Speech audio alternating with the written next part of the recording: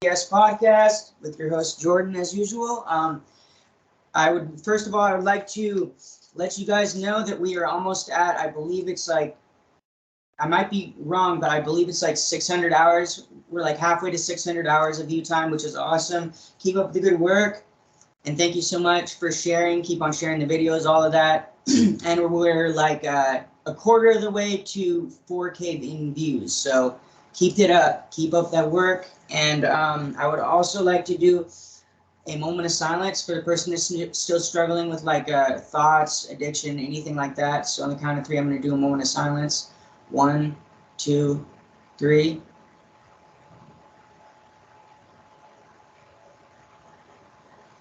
Okay.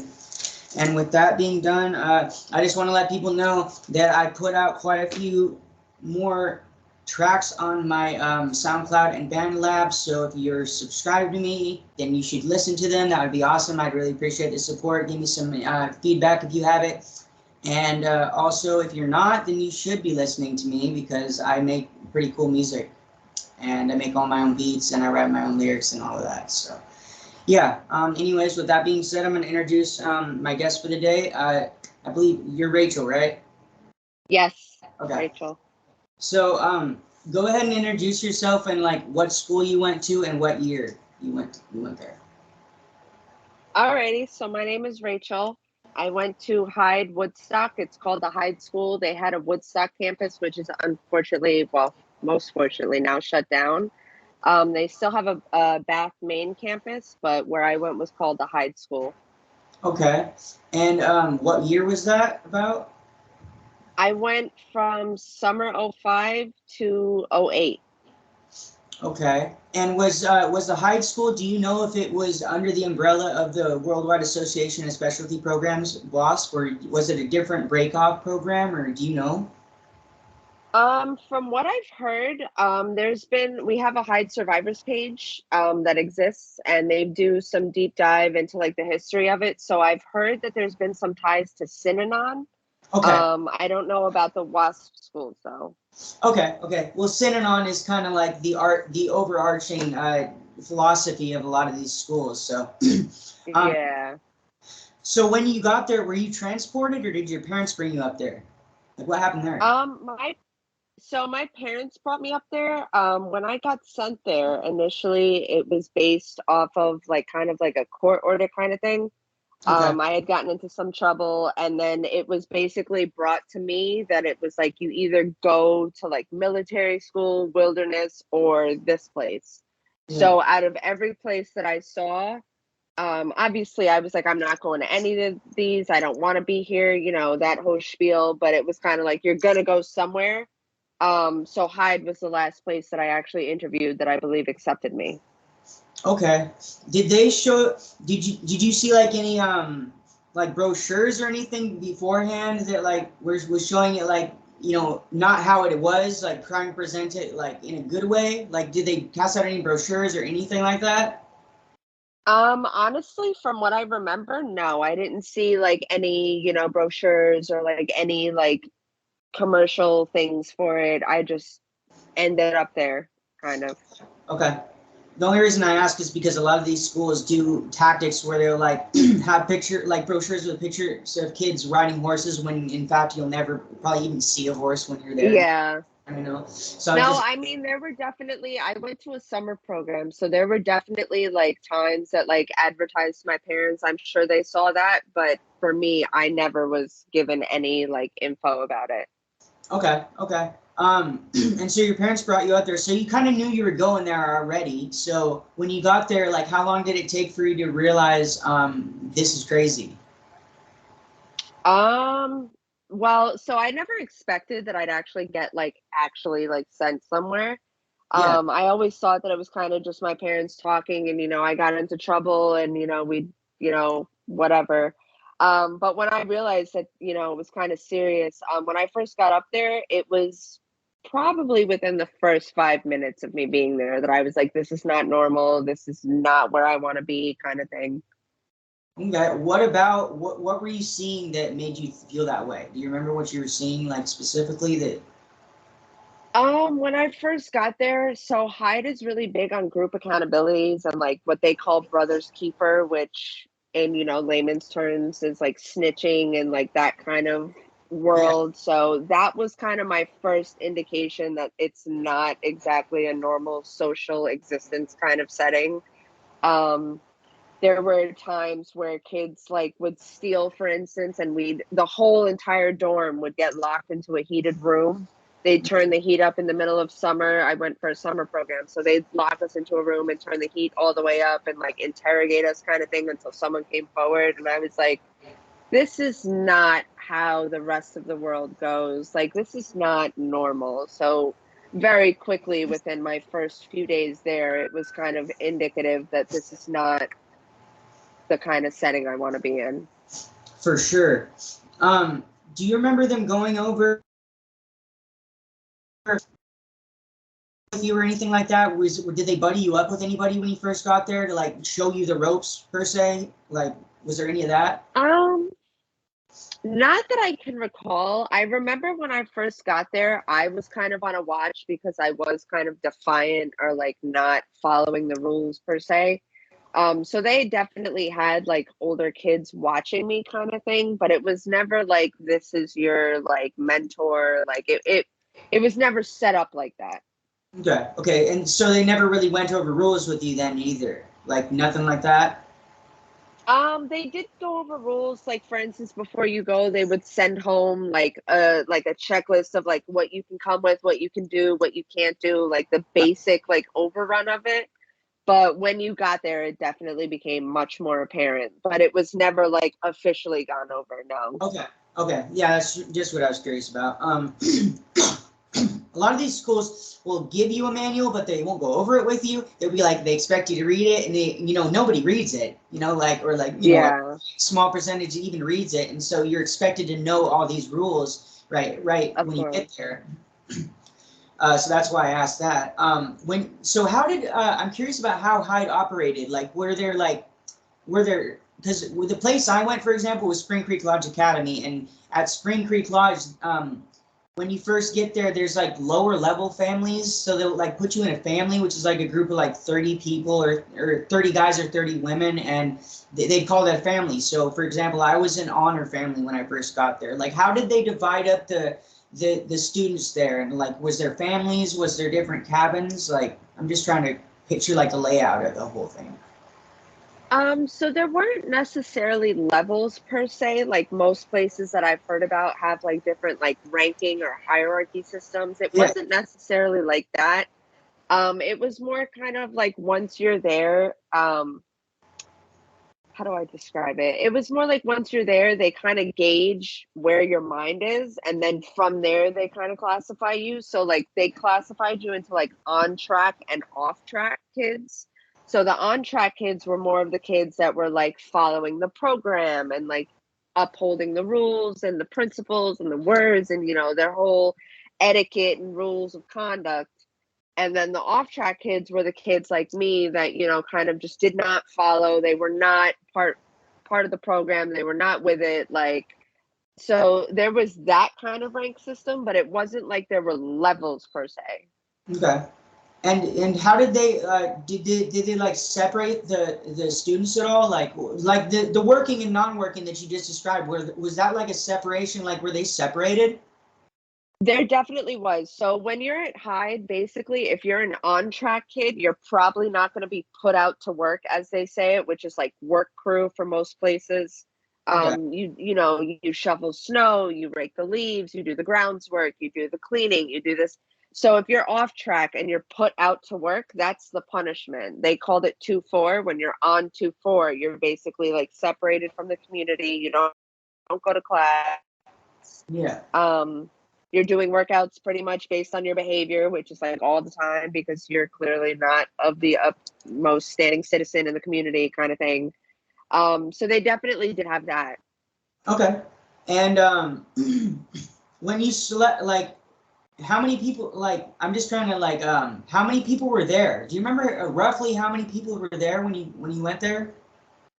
Like, just an estimate. So I started a summer program, which was before the school year. So roughly in my first summer program, I want to say there were at least 100 or 200 kids, maybe. Okay. It's just a rough guesstimate. And did they have separation of sex? Like, did they separate, like? No, it was co-ed. Okay, interesting. I mean, we slept in different dorms. Like there was a guy's dorm and a girl's dorm, Okay. but it was obviously not a a strictly one sex program. Okay, yeah, that's unique because a lot of the schools will like if you even look at a girl, like your consequence, like you can't even look at them, like you have to look down a lot of the time. Yeah. I mean, don't get me wrong. Within their, their code of conduct, there was what they called a sex ethic, which you cannot break or else you get put out to work kind of thing. But it was a co-ed setting, which was weird to me. Yeah, that is different. That is different. Did they have anything like a study hall or like where they like make you write sentences if you were doing hella bad or intervention? Like was it solitary confinement? Did they have solitary confinement there or anything like that? So we didn't, I mean, everybody's experience is different. My personal experience, I've had it like incidents where I would consider it solitary because I was put in like a locked room kind of thing that was separate from everyone else. But we didn't have like, I mean, I don't know how other programs are, if they have like designated like cells or like what it is, but we didn't have like set spaces for that. It was kind of just like a dorm setting, and in the basement was dean's area, so like they had open rooms that they had access to and they could put you in one if they're interrogating you kind of thing. So it was different in that sense, but they definitely put that idea onto you that you're like being in seclusion or like some shit like that. Like they definitely would put that mindset onto you in the setting that you were in. Okay. But they didn't have designated areas for that. Yeah. Interesting. I wonder if part of that was trying to keep it like under wraps, like that whole thing, so people didn't really see. Oh, for sure. Because I know that there were kids that were like, for instance, my parents weren't like explicitly very involved, but there were other kids that I'm sure had that gotten out, it would have become a problem kind of thing. So like they were very discreet about how they went about punishing kids. For sure. Was there any like physical abuse or? I've seen teachers hit kids, which obviously is not allowed in a school setting. Corporal punishment is not a thing anymore. I've seen teachers hit kids. Our workouts were definitely beyond the extent of a normal workout. Like kids would work out to the point that they would puke and then be told, keep going kind of thing. Like I've had active asthma attacks where, I've had what they would call proctors, which are like student, like you said, big brother kind of, positions where like, for instance, they would make us do push-ups or burpees or something. And I couldn't get back up out of, after exertion, I couldn't get back up. And I had someone push me down with their foot kind of thing and hold me down until I could get myself back up. So they definitely had like extreme measures. But, as the survivor community exists, many people will be like, oh, it wasn't that bad, da da da da. Many people have had it worse, or people that have been in the military, they'll be like, oh, that's just part of basic training. And it's like, yeah, but you signed up for that. I didn't. Exactly. And anybody that, in my opinion, that tries to minimize your experience just because you may not have had it as bad, but you don't need to point that out. You don't need to say that, okay? And everybody, in my opinion, that went through a school like that, everybody went through it. Everybody went through hell, okay? Just Some people had it worse than others. Like we all went through hell, so we need to stop acting like some of us went through hell and some of us didn't go through hell. We all went through hell. Like it's just different versions of the same thing. Like because we were like, even if you were there court ordered and you someone knew that you were going to be there, you're still going there against your will. As a fucking like preteen, you still don't have a choice in the matter. It's not like you chose to do that, like for community service or some shit. Like definitely, yeah, exactly. It's completely different. But so yes, essentially screw people there. If they're saying that to you, screw them. You don't need people like that in your life. I'm curious. How was the food there? Was it horrible? Yeah, it was trash. I'm not gonna lie. Like I'm a big foodie, so the food was absolutely terrible. I mean, when the parents would be up there for like family weekend, they called it FLC weekends. Um, it was much better than like Of when you're course. there day to day. But that was probably the best it got when the parents were up there. Otherwise, kind of thing. If you're on 2-4, you could only eat certain things. Like you could only eat peanut butter and jelly. You could only eat cold cereal. Like you couldn't get the hot food. So it was definitely not the best. For sure. When you say 2-4 for the viewers, what does 2-4 mean? If you're not on 2-4, So so when you're not on 2-4, you're basically part of the community. You go to class. You get to do your schoolwork. You're socialized. When you're on 2-4, you wake up at 5:30. You do workouts like at the ass crack in the morning for like not 4 hours, like maybe 2.5, 3 hours before it's breakfast. You go to breakfast. Your whole day is structured based around doing like grounds work. Like I've scrubbed tiles in the main building with a toothbrush and bleach just because they needed to give me something to do, kind of thing. You pick dandelions in the football field, you shovel snow when it's winter, you rake the leaves when it's fall. So when you're on 2-4, you're not part of the community. You don't get to go to class, you don't get to socialize with people. You're basically alienated pretty much. okay. Which is fucked up. It's fucked up how they do that. Let's see. So was schooling a big emphasis on schooling there in Melbourne? Most of the cities, Um there's a big emphasis on schooling, or was it more emphasis on work? it was supposed to be. So Hyde prides itself on calling itself a college prep school. But from, going there, I went to college after there. I was not prepared for college. I was out to work half the time that I was at Hyde, so I wasn't part of class. I wasn't up to par with the schoolwork. So, in my opinion, no, I don't think Hyde was actually like particularly big on academics. Okay. And did you study there though? You went to school though, right? I did go to school. We did have study hall.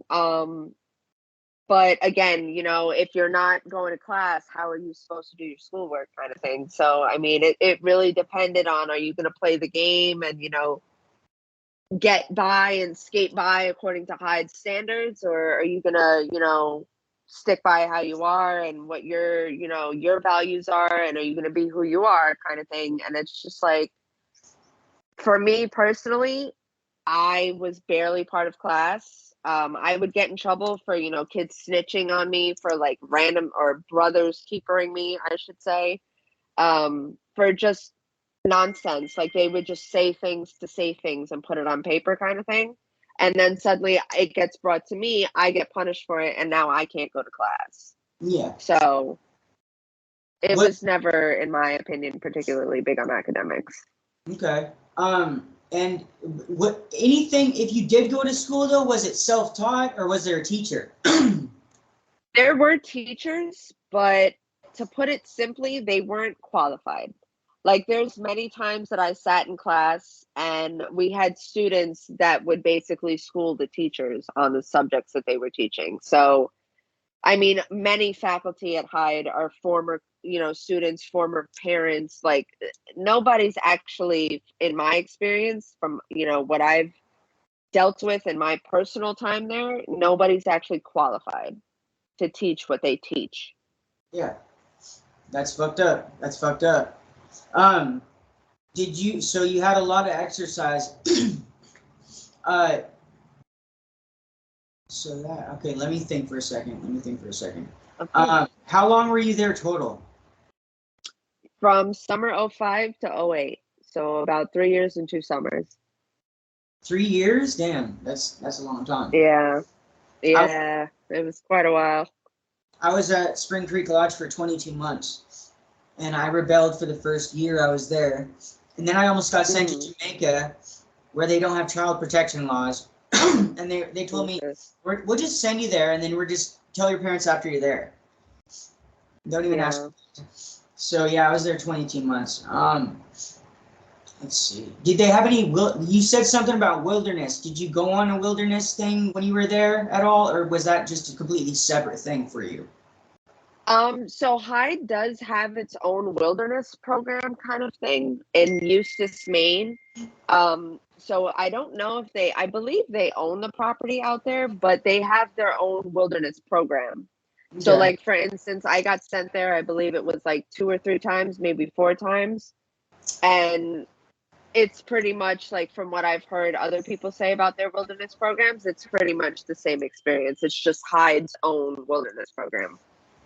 But you didn't go to it when you were there? You didn't? No, I did. I got sent maybe 3 or 4 times. And how was that? Like, what did they have you do? Did they, like, how did that thing go? I'm just curious how. It was not fun. I could definitely remember that much.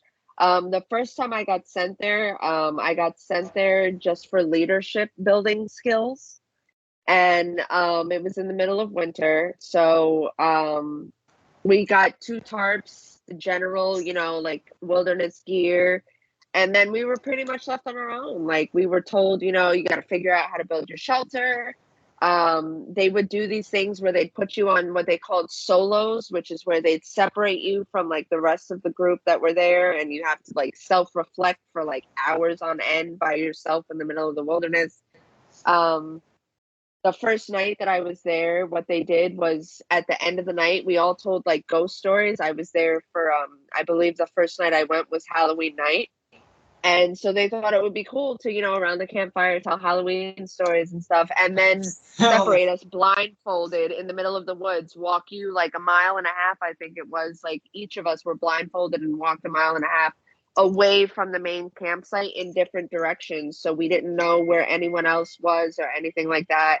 And then we were just told to figure it out, build your shelter, and sleep.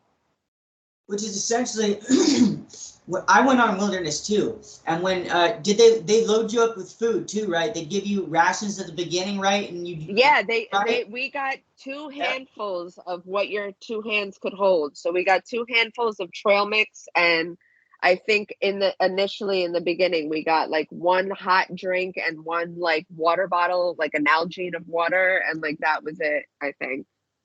Yeah, I remember my wilderness. Like, did they have you like did they have each person have to lead you guys? Was there a leader? Like, yeah, there was one main. Yeah, they would like cycle it each day. Like, all right, you're in charge today. You're gonna lead us today, kind of thing. And they could lead you in a circle, and it wouldn't matter. They'd be like, no, fucking. You just have to follow. Yeah. Yeah, it's crazy. But I remember fucking this splitting up and being solo was hella hard for me because I was scared. Honestly, I was hella scared. Like, it was terrifying out there.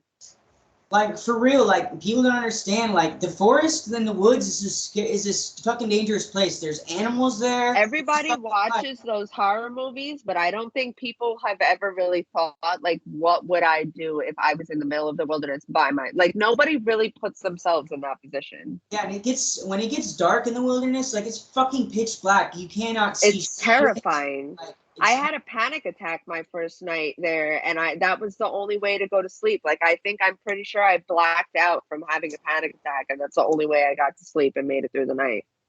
That's crazy. Did you let me ask you, did you see anything crazy or hear anything like paranormal in the woods otherwise, or anything when you were out there?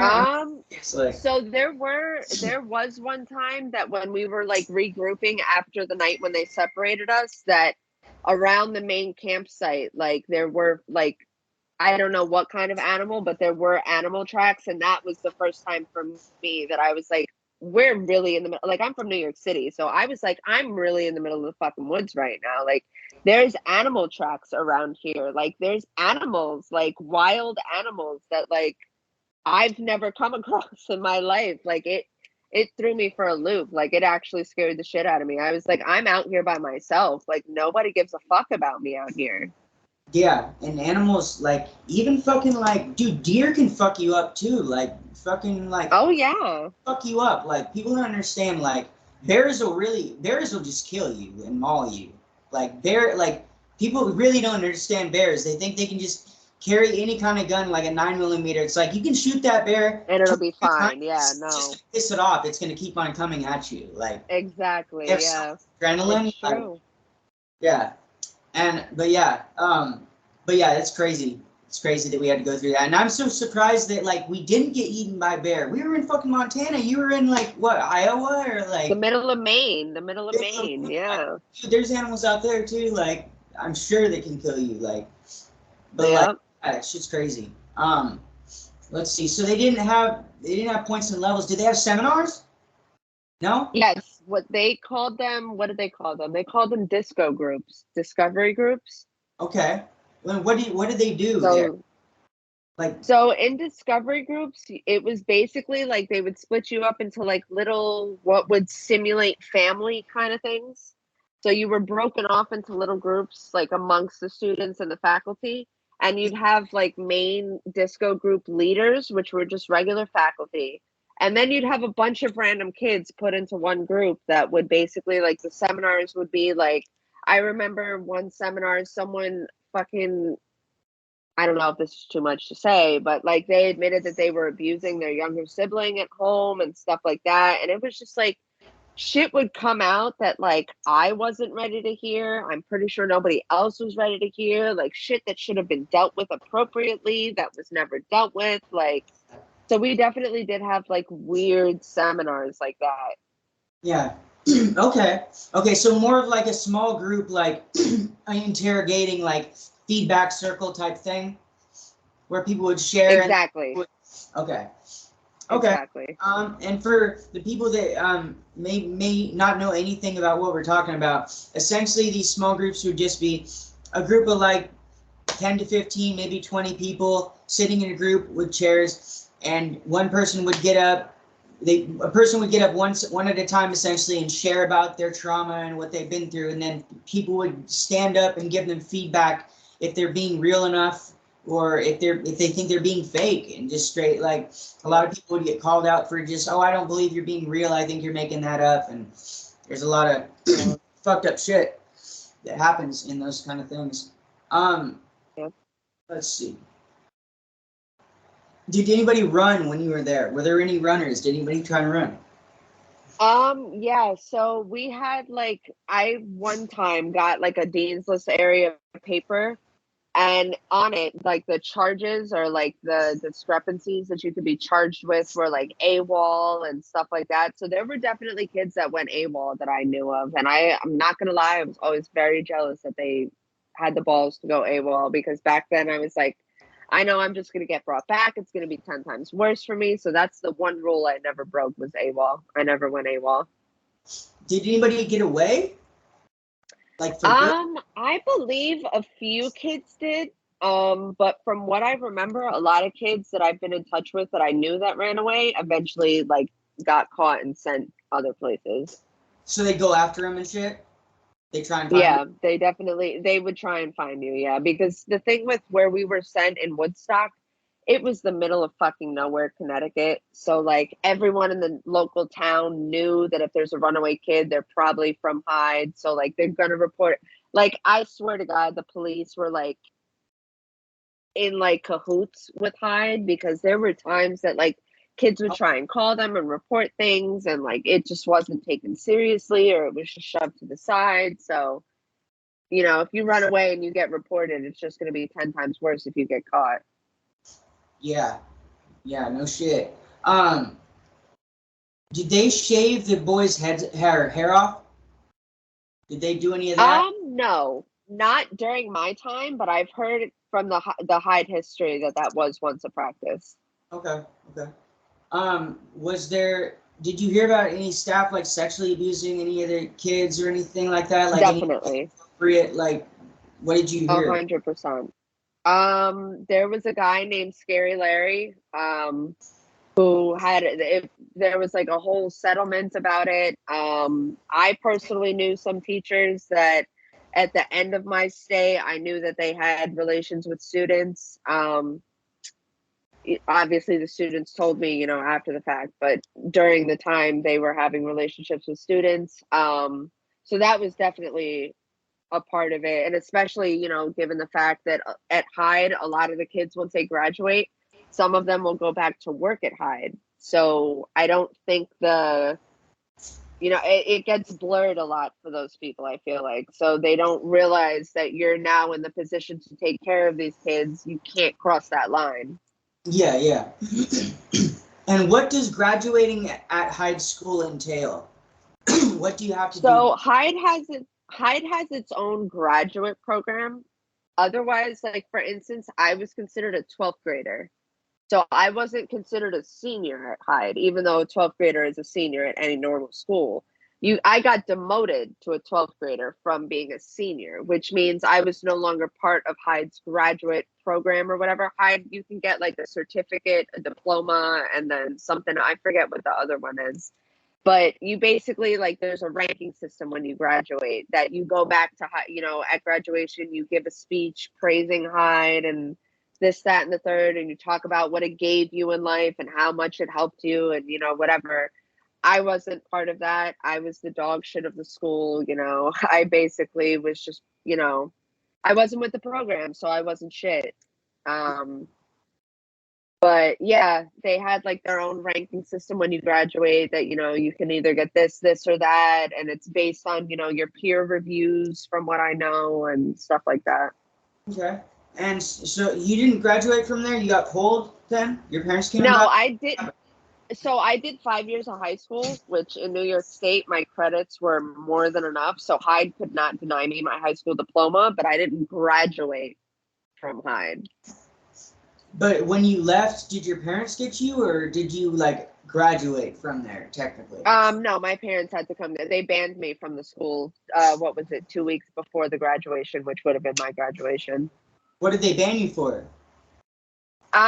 Pretty much, the headmistress, Laura Gold, called me a cancer of the school and was just like, I can't have you here. You have too much of an influence over the students. You know, you're just pretty much after 3 years and 2 summers, she was like, we've had enough of you. Get out of here. Wow. That's fucked up. Yeah. So, did you see or hear about any drug use going on there? Oh, Like, absolutely. like Hyde at one point was like the local drug ring. There was, I remember at one point, I forget which year it was that I was there, but the boys' dorm was basically like a shop for whatever the fuck you wanted to get, you could get it. Off the students or off the staff? Or both? Off the students and staff, both. Oh, wow. That's crazy. It was like literally they had like the boys' dorm had like a shop at one point on the first floor, and they had a window which you could go up to, and like they would sell like, you know, like basically in jail, like commissary, you could get like a Twinkies or this or that. You could go there and spend your money at the window, and that's where people would get their drugs also. Would they let you have money on your person there? So they did give allowance for the kids that were able to get it. So you could have money if you could hold on to it. Like for instance, I'm adopted, so I once saved all my allowance to pay for a PI to find my family, and someone stole all my money. So they did like give you allowance, but it was up to you if you could keep it, pretty much. And you're essentially earning this from the child labor you're doing, correct? No, I don't know what the allowance was for, honestly. I think it was just optional. Like if someone could supply it, you get allowance. Otherwise, you just don't get allowance. Okay, so you guys didn't even get paid for the labor you were doing at all? No. No. Okay. Just wanted to clear that up for people. Let's see. I had a question right on the tip of my tongue. Okay, so you said you got robbed, right, for your money? So somebody just came up and took your money, or how did it happen? Like, did it happen in a different way? So we had dorm rooms. Like when we would go to sleep at night, you'd go to like the girls' dorm or the guys' dorm. So someone stole it out of my room. Okay. From my wing that I was on. Sneaky. Yeah. That's fucked up. Let's see. Okay, after you got out, let's talk about like reintegration into society. Or hold on. Okay. Before we talk about that, what was the craziest thing you saw there, and what was the best thing you saw there? If there is a good thing. If there's not a good thing, then just don't even go there. But let's see. The craziest thing I saw there. or heard about? Do I want to go there? One of the craziest things that I will talk about, because I don't know if this person's the other thing, if they've come public or not, so I don't want to blow that up. But one of the craziest things I saw, Hyde was notorious for ways to get fucked up that are not, you know, your typical way to get fucked up. A kid overdosed on nutmeg. Oh wow. Which I didn't know you could do. I've heard whispers that nutmeg does some crazy shit. Yeah, so you know, a kid overdosed on nutmeg. I've heard. Someone drank cooking wine to try and get drunk. Kids used to freeze or like do something to their Listerine to extract the alcohol out of it. Like there was just a whole bunch of weird shit. That's crazy. That's crazy. And was there anything good? In my opinion, the only good thing was I got to eat. I had a place to sleep at night. I was guaranteed that much. Other than that, I mean, the faculty was corrupt. The kids snitched on you. I mean, I didn't trust anyone when I was there, really. So, in terms of the social aspect, no, there were no positives for me. Like I said, I was the dog shit in school when I left, so I was pretty much nobody gave a fuck. For sure, for sure. Well, then I don't really need to ask this question, but I think I'm going to. Did you make any like friendships or like relationships with anybody there? Like, was there anything? Because I'm only asking because I had a really shitty time too, like for a long time. But then I did like I still have some friendships that I made at the school to this day. Like, I mean, I thought I made some friendships, but I look at like today's times, and I keep in touch with maybe at most 3 or 4 people. Otherwise, everyone kind of is on the same page as when I was there. They just don't have anything to do with me. They just don't talk to me. They won't touch the subject of Hyde, kind of thing. It's kind of just one of those like, hey, we could have been cool, but we'll never know. yeah. I am curious. Was there ever a time you said that you were pretty much the dog shit of this school? Was there ever a time when you really were trying to like follow the rules and then you kept on just getting like consequenced, or like people would just be hating, like, because like I've been there, like when I was trying to do good and like I just couldn't catch a break. Like, was there ever a time where you were really trying to like do better and like then people just wouldn't give you a break? Like, there were definitely times that I would try and keep my head down, but there was never a time that I was with the program, no. okay, okay. And okay, now let's talk about reintegration into society. When you got out, how was reintegration into society? Like, was it hard to talk to people, like regular people? Like for me, for example, I'm always waiting for the other shoe to drop. Like I'm always looking behind my back, like physically and like mentally.